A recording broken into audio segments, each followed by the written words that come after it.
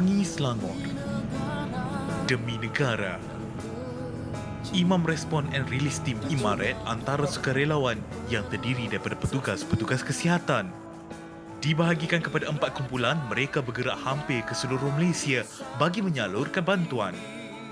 Sebagai salah seorang ketua kumpulan, Dr. Muhammad Najmi Abdul Ghani perlu memastikan langkah piawaian terhadap setiap barangan sumbangan dilakukan dengan sempurna. Main aktiviti kami di sini adalah untuk distribution PPE kepada hospital ataupun klinik kesihatan. So, flow dia bila kami dapat request daripada klinik ataupun hospital untuk PPE, apa yang kami buat, kami akan verify dulu keperluan. Apakah keperluan dan kegunaan PPE yang diminta lah. So, bila semua list sudah di-verify, barang sorted out dekat warehouse dan the next day akan proceed dengan distribution. Biarpun bergerak dalam kumpulan yang kecil, doktor berusia 31 tahun ini bersyukur dengan semangat kesukarelawanan setiap ahli Imaret. Cabaran sebagai seorang sukarelawan adalah untuk bergerak ada undang-undang yang ditetapkan dari segi social distancing. Kami berterima kasih kepada sukarelawan yang so far setia bersama kami lah. Kami tak ramai, tapi orang-orang yang menjadi sukarelawan itu adalah orang yang sama. Dalam lebih kurang 10 ke 12 orang. Jika anda dapat saksikan, ini merupakan kira-kira 50 buah kotak PPE set yang merupakan kolaborasi mereka. Dan bukan itu saja, di gudang mereka ini juga terdapat pelbagai barangan-barangan seperti topeng muka dan juga barang keperluan para barisan hadapan petugas kesihatan kita. Bukan mudah untuk melibatkan diri dalam aktiviti perkhidmatan tanpa mengharapkan sebarang keuntungan.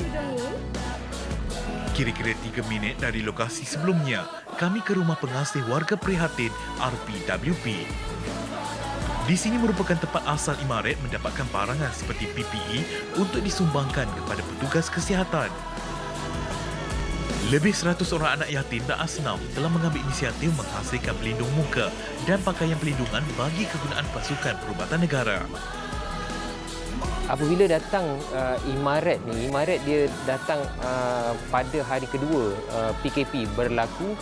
Pada ketika itu dia bertanyakan adakah kita mampu untuk membuat PPE yang pada ketika itu face shield.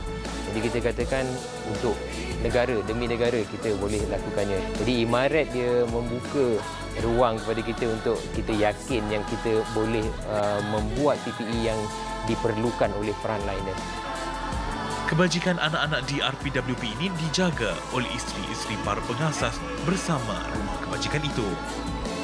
Nasihat Sakinah Muhammad Jemain, individu yang turut menghargai semangat kesukarelawanan mereka, terutamanya dalam bulan Ramadan. Bagi kami di Sofiarus sebenarnya peranan sukarelawan ini sangat besar dalam membantu frontliners terutamanya. Di mana mereka ni juga boleh dikategorikan sebagai wira yang tidak didendang. Jadi kami pada hari ini di sini untuk bersama-sama meraihkan sukarelawan ini.